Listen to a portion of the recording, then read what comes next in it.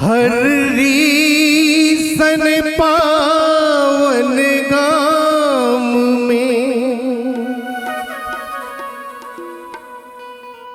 नगरी श्री मिथिला धाम में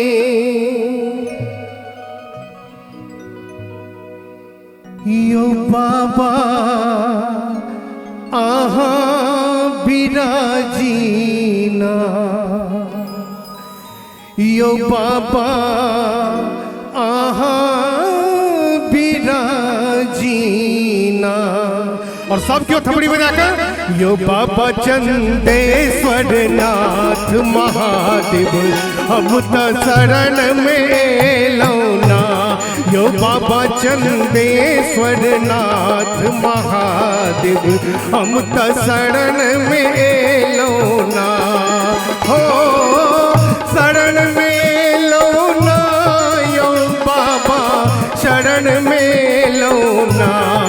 हो शरण में लौना यो बाबा शरण में लौना।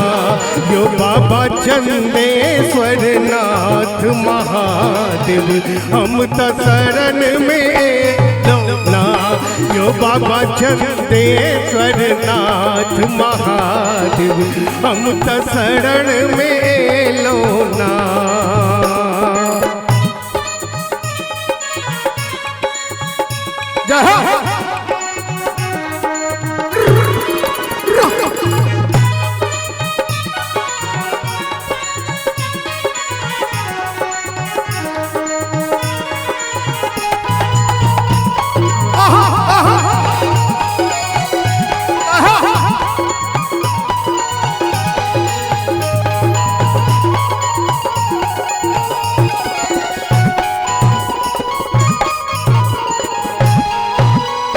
हरि सन पावन गाम में नगरी श्री मिथिला धाम में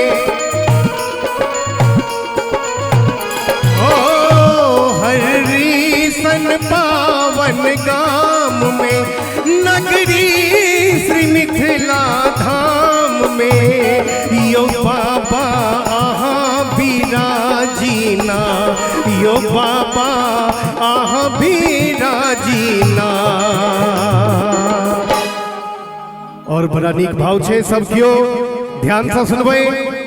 यो बाबा चंदेश्वर नाथ महादेव हम तो शरण में लौना। यो बाबा चंदेश्वर नाथ महादेव हम तो शरण में लौना।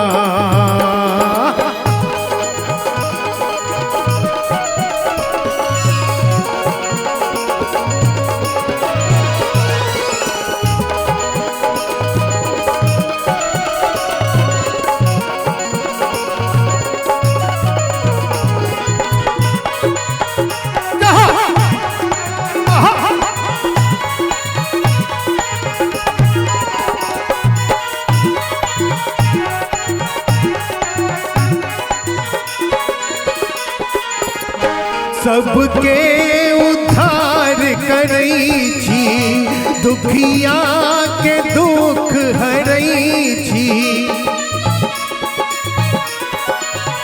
हो सबके उद्धार करई छी दुखिया के दुख हरई छी।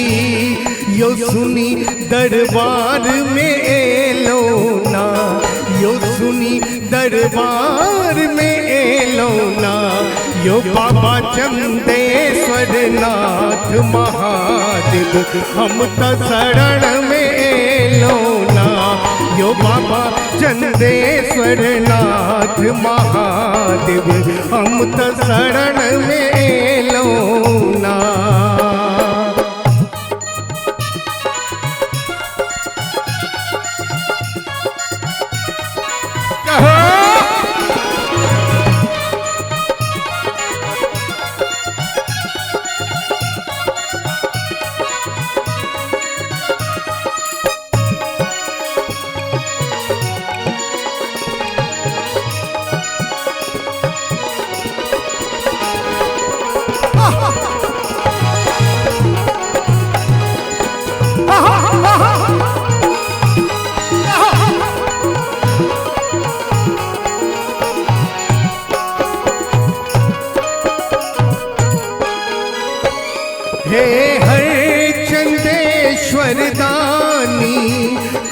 की हम दुखक कहानी।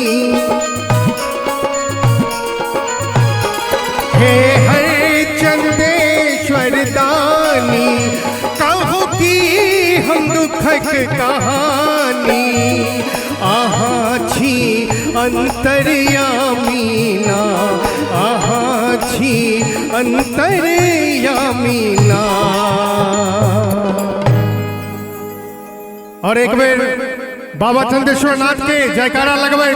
बाबा चंदेश्वर नाथ की जय हो।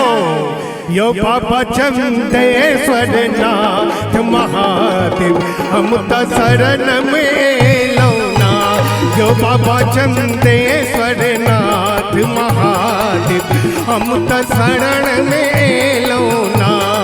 हो शरण में लौना, हम तो शरण में लौना।